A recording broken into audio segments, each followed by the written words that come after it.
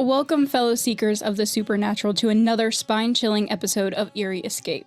I'm Michaela, and tonight we journey into one of America's most notorious paranormal locations, the Sallie House, America's most haunted home. And I'm Michelle, and be prepared to be unbelievably unsettled by these chilling details that we're about to share with you about this historical, but yet chilling house that is probably very well known. Oh, yeah. Like, if you don't know the Sallie House, then you're not a true believer. Absolutely not. Absolutely not. But I guess we should start with the legend that started it all. The Sallie House has earned a reputation not only as the most haunted house in Kansas, but also as one of the most haunted houses in the entire nation. And a lot of this fear stems from the rumor of a little girl named Sallie, whose tragic fate is said to have been sealed by a botched emergency surgery performed right inside of the house. Like in an actual house that like people lived in. So the house was built in the mid 1800s at 508 North 2nd Street in Atchison, Kansas. This home originally boasted 3 bedrooms and 2 bathrooms. You know, that's essential. 2 bathrooms. You gotta have 2. I mean, if y'all know me, holy mean shit machine. Anyway. Okay, so the house was constructed for Michael Finney and his family, and they made it their home until 1947. Of course, over the years, as the house passed through the hands of multiple families, as 4 members of the Finney family died of natural causes, our dark legend began to emerge. It all started with the Finneys. And of course, the lore centers around a young girl named Sallie, which, according to one account, her death is attributed to an ill-fated surgery performed by Charles Finney. One version of the tale tells about a desperate mother who, in a moment of panic, rushed her ill 6-year-old daughter to the home after the child complained of severe abdominal pain. With the girl's appendix nearly ruptured, Dr. Finney opted to perform the operation on the premises without sufficient time for proper anesthesia, and tragically, the child died on the operating table. Yes. And of course, that's the most known story of the Sallie House. But there is a second version of the story that is a little bit, in my opinion, a little bit more far-fetched, but I feel like it's still important to mention because it still could be a possibility.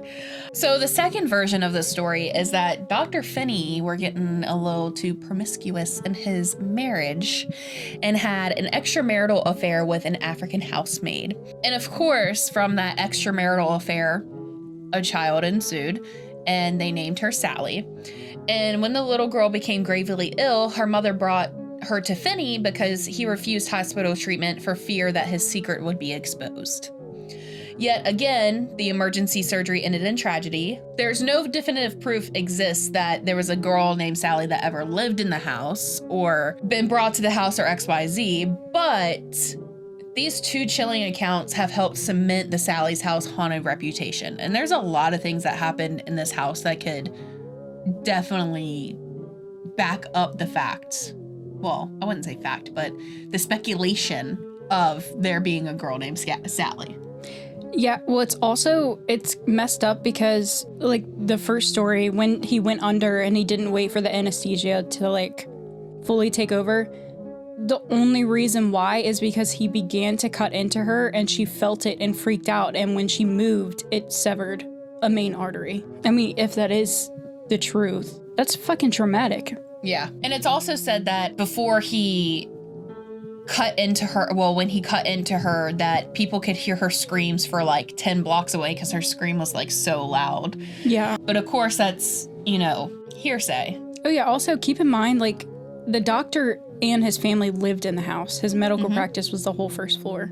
So yeah, supposedly the kitchen is where that all took place. I mean, hey, and if y'all have ever watched American Horror Story like I have, there's a part in it where the doctor does experiments and used to the aborted babies. Yeah, him and his wife used to take in young girls for abortions. And so it just makes you think, like, you know, that might be true about Sallie because there was a lot of backwoods, you know, undocumented things that happened back in those days where men who claimed to be doctors but weren't really doctors. Dr. Baker. Yeah, were doing all these crazy experiments and like, I'm a doctor. And I think, honestly, he actually like was a doctor, but he was like a primary care. Yeah. So it's like your basic doctor when you go in, I think I have a cold. I think you have a cold too. Here's your prescription. Literally. The legend took on a more personal and terrifying dimension. In December of 1992, a young, hopeful couple, Tony and Debbie Pickman, newly married and expecting their first child, purchased the house at 508 North 2nd Street. They believed they were starting a new chapter in their dream home. But of course, as the Pickman settled in, strange phenomena began to happen. In the early days, they experienced subtle yet unnerving disturbances. Lights dimming on their own, animals behaving in bizarre ways, and unexplained cold spots appearing throughout the home. And then, after the birth of their son, the disturbances escalated further. It's always when the baby comes home, man. It's always the kids. Well, you know, they do say, well, this is prevalent in Catholicism, that children, when they are born, they do not have souls. So that's why they get baptized. Because if you don't get baptized, you will not be accepted into the gates of heaven unless you have your soul. And you don't have your soul until you are baptized. So I guess I'm just a soulless biatch. I've never been baptized. I've been saved. How you gonna be saved when you ain't got no soul? So I always feel weird when I go to churches. I'm just kidding. I feel like I'm like burning. The demon is Michelle. Oh my God. So, neighbors reported weird things such as the nursery lights remaining on all night long even after being switched off manually. Inexplicable molds began growing on household items, and one day the couple returned home to discover that every stuffed animal from the nursery had been arranged in a perfect circle on the floor, a formation that sent shivers down their spines. And another thing with this, the couple, the Pickmans, had been telling, they're like Mr. Pickman was telling his brother-in-law, like, this stuff is happening, and none of the family believed. As they were arguing, they literally watched the animals move by themselves to the center of the room in a circle. And that's what was finally like, holy shit, they're telling the truth. Ooh. And apparently the same night, Tony experienced an intense burning sensation along his back. And upon later examination, three mysterious scratches were found running down his spine.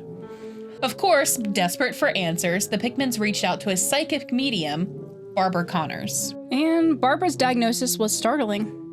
She claimed that the house was haunted by the spirit of a little girl, Sallie, seemingly trying to get attention by haunting the home. In response, the couple tried to embrace her as a phantom daughter, hoping that by welcoming her presence, the disturbances might cease. I can tell you right now, a ghost is not leaving 3 scratches down your back. And do not ever welcome any of that. Are you kidding? That's like the worst fucking thing you could do. Yeah. Even if it is just a ghost. If you're not sure, what the fuck? Right. Ghostly mutilation. Yeah, come on, big guy. Oh my God, dude. Woo, woo, woo, woo. Mistake after mistake. Yes. But as time wore on, the attacks on Tony only intensified. Of course they did. During their child's birthday party, a doll inexplicably caught fire, and in other episodes of physical assault and mental terror ensued. Eventually, after nearly 2 years of relentless harassment, the Pickmans made the heartbreaking decision to move out. 2 years? Bitch, I would have been out of there before then. I would have been putting that house on the market that night. I'd have been like, look, I know it's like midnight, but we gotta go. We are out. We gotta get out of this house. If I gotta live in a cardboard box with my partner and my child, so be it. Yeah. You got family. But, I mean, you know, moving out couldn't be the only way to it's probably not the way to get rid of a demon at all, because it's still there. It's attached to your family. Like, it's attached to you. That's the thing. Just like Insidious, like you move, it's still going to be there with you. It can move with you, yeah. It's still going to be there. Because it's sucking on your Especially soul. A child. When a child's involved. Because they're more susceptible. In hindsight, Debbie Pickman has come to believe that what they encountered was not the benign spirit of a lost child, but rather a malevolent entity posing as Sallie. And curiously, Tony, Debbie, and their children still reside in Atchison, according to their Facebook pages, adding another perplexing twist to the mystery. That's so weird.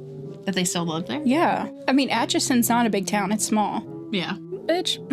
I would be moving across country. I mean, at least a different county. Yeah, at least a different county. I'd move at least like an hour away and like never go back to around the... You're always gonna have to live with that. Yeah. I mean, I live about 20-ish minutes away from my old house that was... away from my old house that was really haunted. But I damn sure don't be going and looking at that bitch. That house just creeps me out. I wouldn't be going by that house. No ma'am, no ham, toe jam, nothing. No, thank you. Now, let's turn our attention to the question that has haunted many.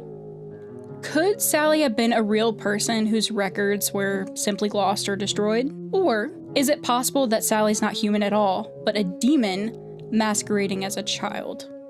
Let's talk about the demon. Yeah, because, you know, that's the... that's the most exciting part. Okay, pause real quick. I actually went into a deep dive. I researched... What demons are with children. Look at me. I'm coming in with that research. So, okay, with demons, there's a little bit of a backstory, as you guys know. But after the falling angels were cast out of heaven, they retained their abilities or faculties that had once served them. As demons, these beings now use their powers to act in a way completely opposite of what they were originally designed for. Imagine an angel created to inspire chastity, now manifesting as a demon of lust, one of the 7 deadly sins.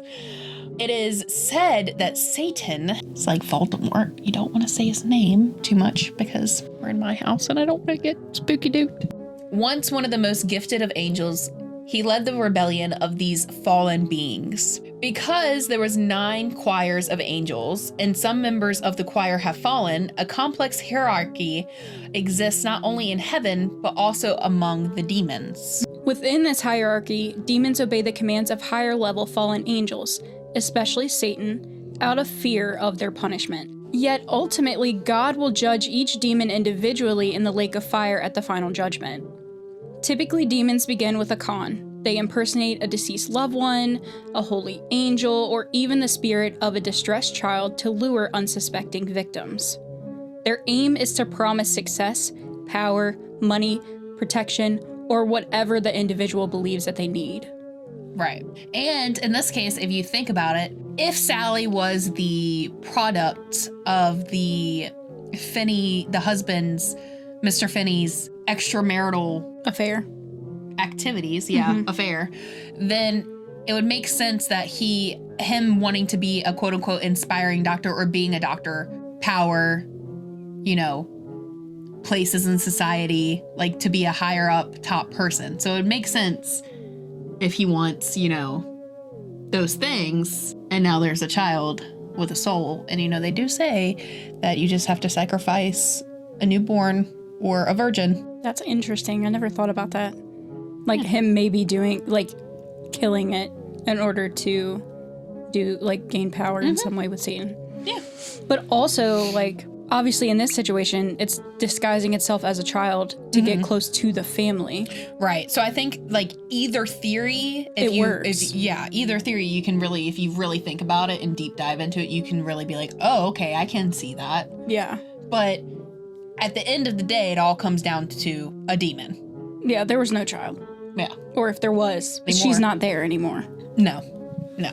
Once the person is sufficiently ensnared, the demon drops its benign facade and then begins to dictate what the victim can and cannot do. The relationship deepens into a psychological and spiritual torture, leaving the individual with only 2 bleak alternatives: complete possession or suicide. Demons never truly deliver on their promises. And when the victim is too deep to extricate themselves, everything promised is abruptly withdrawn. Yep. There's always a deeper motive. Always. They're tempting. They're tempting you. That's what they're doing. Just watch Supernatural. Sam and Dean will explain everything.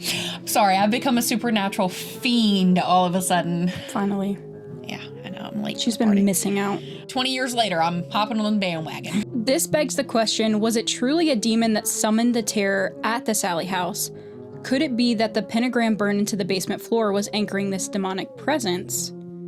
Or Perhaps a previous owner inadvertently invited it in. Maybe Sallie was an actual person, a victim of medical malpractice and poor record keeping, or is the entire legend fabricated to generate revenue for ghost tours? The mystery remains. We want to know what you think. Yeah, because there is a pentagram that is burnt into the floor. Yeah, it's still there. Mm-hmm. And they can't get rid of it. But you know what's crazy? So in the basement, obviously the pentagram's burnt into the floor, but if you walk down the stairs of the basement, on the left side, there is actually like a hole in the wall that goes into like the crawl space of the house. Mm-hmm. And I think people have found like all kinds of things in it, like ritualistic type things buried in the dirt. Like, it would not surprise me if there was a body buried in there. Oh yeah, or at least at some point there was. And now it doesn't look good because I think the town council actually owns the property now. So obviously they're like making money and shit off of it. Yeah. But there's some weird shit going on there. Oh yeah, like for sure. Yeah. The Sallie House has become the epicenter of unrelenting paranormal phenomena. Okay. Numerous witnesses have claimed to have seen an apparition of a young girl presumed to be Sallie, as well as an older woman peering out from the windows. Disembodied voices of men, women, and children echo throughout the halls of the home. Let's be real here. Again, that's a demon presenting in different ways in order to lure people in. Oh yeah. They know your head more than you know. Yeah, and a lot of paranormal investigators, every time they go into the house, every single time, it's like they'll be upstairs, they hear noises downstairs. They'll be downstairs, they hear noises in the kitchen. It tries to lure them into the basement. Yeah. Imagine being a teenager not knowing and breaking into that thing to like do some like spelunking or like whatever. You go fuck around and find out. Good thing I'm too broke to travel, because I know you would lure me in there. I think it'd be cool to visit, but also I'm kind of like... During the day? With multiple people? So, bitch, you think demons sleep during the day? Salt. And what else did Sam and Dean teach me? Hoodoo powder. You want to create a demon trap and trap it? Yeah. Salt. And then gun that has salt blasting bullets in it. Yeah, but that's only with spirits. And I'm a terrible shot. Yeah. Like, there's a woman with a shotgun in the Sallie House. Not really sure what's going on. It's just salt. I would be taken to the loony bin quicker than I can even fart. And that's pretty freaking quick. I keep one in the chamber always. Anyway. Objects have been known to move on their own. Candles ignite and burn without human intervention, often leaving behind traces of burnt fingerprints. Eerie scratching on the walls, accompanied by the unsettling sounds of furniture being rearranged, and that's a common occurrence. The paranormal energy in the house appears especially aggressive towards men, and it's so weird, it's literally like it's like ghostly activity with poltergeist activity and demonic activity. Because like the TV turns on and off, the stereo will be like blasting full volume, and the people that live next door will call like City Hall or wherever and be like, hey, the stereo at the Sallie House is like blasting right now. You might want to send somebody over to turn it off. There's no one in the house. I would not volunteer as tribute. Imagine being the neighbor. Oh, no, thank you. So Tony Pickman at one point recounted that he was once pulled out of bed by Sallie's apparition, suffering scratches and mysterious burns. There have even been reports of the ghost biting people and pinning them against the walls. Biting. That's not a ghost, bitch. No. They're getting the hell out because they're scared. Yeah. Some people have experienced sudden fires, and reports claim that Sallie's ghost attempted to set parts of the house ablaze, while others have encountered unnerving cold spots and a dramatic drop in temperature. God, could you imagine going to investigate and the fucking house just randomly catches on fire? And then it's like cold and in the middle? In the basement? Oh my God. Oh my God, dude. Around the pentagram, and only the inside of the pentagram catches on fire? Or you're in the basement and the pentagram catches on fire. Oh my God. Is this hellfire? Because that's what it seems like. Yeah. Oh my God. But it's a little girl. Yeah. Over time, visitors have left behind a curious collection of haunted artifacts. That's a great idea. Toys, dolls, and stuffed animals, particularly in the upstairs bedroom where Sallie is said to have died. She did not die in the upstairs bedroom. Or did she? Yeah, but there is we can insert a picture. There's literally a picture of the house that is like filled with full of animals. Yeah. And they're all like, most of them toys. talk and stuff. Yeah, and like toys and stuff, and it's in a bedroom. Yeah. Sally's room. These items are often rearranged or found stacked in a large pile, suggesting that her spirit favors the room, the stairwell, and the upstairs hall where her playful footsteps have been heard. Is it just me, or like ghost children are just fucking terrifying? I think all ghosts are terrifying. But yeah. But children are just, I think it's because mentally I know, is it actually a child? Yeah. Or is it something else? It's probably not a child. Yeah. It's not a child. Investigators have also reported numerous electronic voice phenomena, which is EVPs, unexplained electrical malfunctions such as rapid battery drains, and even occasional physical touches by unseen entities. So not only are they taking away your, like, everything, they're also touching you. But not just touching you. Mutilating your flesh. Sounds a little harsh, but... That was very harsh. But we're talking about a demon here. Yeah, but, you know, y'all get the picture. I'm trying to paint a very vivid picture. Although these encounters are generally less severe than the direct attacks experienced by the Pickmans, they add to an unsettling tapestry of paranormal activity at the Sallie House. But the darkness within the home runs even deeper. In the early 2000s is when researchers uncovered a pentagram drawn on the basement floor, which... that symbol sends chills down the spine of even the most haunted paranormal investigators. Yeah. Remnants of satanic rituals have been discovered throughout the property. A luminol test conducted in the closet of the master bedroom reportedly revealed signs of blood splatter, and satanic sigils were noted on the walls. Even more disturbing, a bloody sweater was reportedly found in the attic, an eerie token of the home's troubled past. That just sparks so many unanswered questions. Today, the Sallie House stands not only as a historical building, but also as a thriving paranormal attraction. According to its official website, Les Smith Jr. has owned the home for over 20 years, even though most of the lore focuses on its ghostly tenants rather than its living proprietor. Paranormal enthusiasts now have multiple ways to experience the eerie legacy of the Sallie House. For instance, self-guided tours are available every Saturday from September to October for $10 a person, with time slots from 1 p.m. to 3 p.m. and 3 p.m. to 5 p.m. Guests are allowed to bring cameras and phones, though ghost hunting equipment is not permitted. For those seeking a more immersive experience, guided daytime tours are offered year-round for $150 per person, available Monday through Friday from 9 a.m. to 5 p.m. and on Saturdays from 9 a.m. to 5 p.m. with after-hour tours starting at 4 p.m. However, if you're brave enough, overnight stays are available for $100 a ticket, which include a 3 p.m. walkthrough. Additionally, on select dates in 2019, the house hosted paranormal investigations led by professional investigators for $65 per person, a session especially recommended for new and aspiring ghost hunters. And I feel like that, well, I feel like you can do it still now in 2025, but I feel like they started that back in 2019. Because it got so popular on like YouTube and different shows. Yeah, so I guess, hey, way to make the county money. From its mid-1800 origins and the tragic legend of a little girl whose life ended in a botched surgery, to the harrowing experiences of the Pickman family and the countless reports of their later visitors, the Sallie House has long been a magnet for paranormal phenomena. Whether you believe in a benign spirit seeking attention or a demonic force disguising itself as an innocent child, there's no doubt that this haunted residence in Atchison continues to both fascinate and terrify those who dare to step inside. I'm not even close to that, and I would not. Catch me outside, because how about that? Because no, I would not be entering in that house. Well, and there's been reports of people that go there and have had things follow them home. Yeah, no thanks you. See, I can't even say it. No thank you. No thanks. No thanks to you.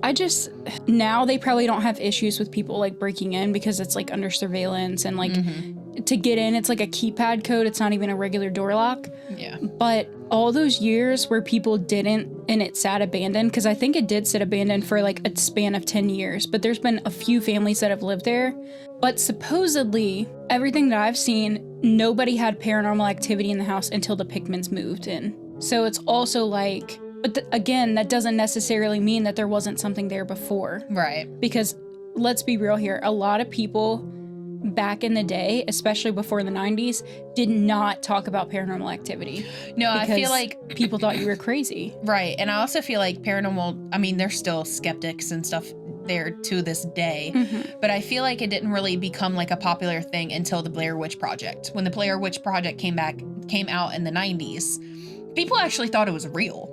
Oh my God, dude, the marketing for that film was astronomical. Fucking insane, dude. Awesome. I mean, people literally thought that they were calling the cops because the main character, Heather, she, like, I guess for marketing, she, like, didn't do press conferences or anything like that, I guess. I don't think any of the cast did. I think they all were just, like, gone. Yeah, they like all disappeared off the face of the earth, but of course, you know, they didn't.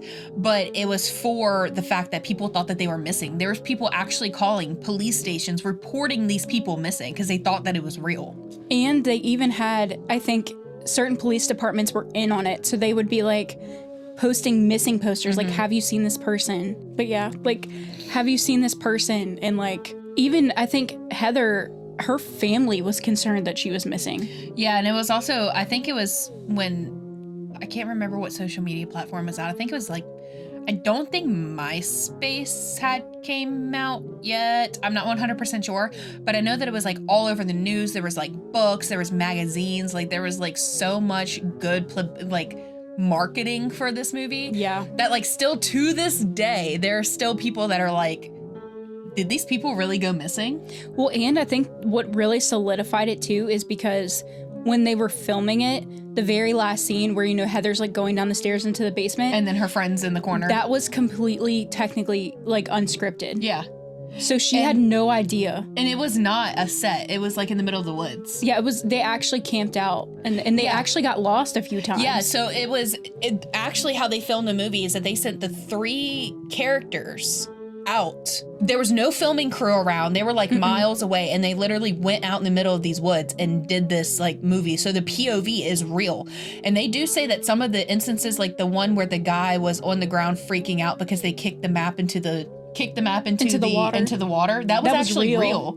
And he was freaking out, like that was his genuine reaction. Because they had already been lost. Yeah, and they told the one guy to kick it into the river to like lose it. But obviously nobody else knew. Right. But they knew where they were because they had like aerial views or whatever of where they were. So they didn't like, the crew never knew the crew knew where they were, but the actual cast didn't know where they were. And when they camped out and everything, they did that genuinely.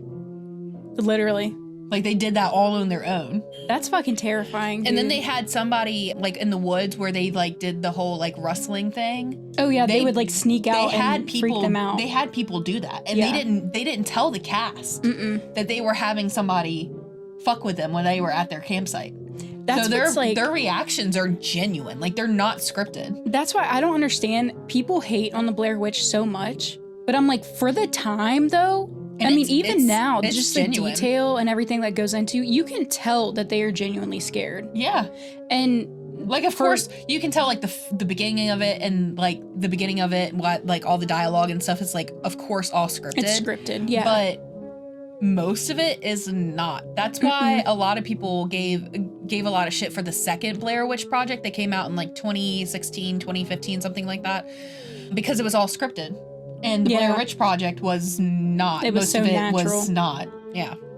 And I think even at one point when they said that they were like hungry, it's because they had ran out of food. I think so too. Like actually ran out of food. That's fucking wild, dude. Indeed, the Sallie House remains a unique blend of historic intrigue and supernatural mystery.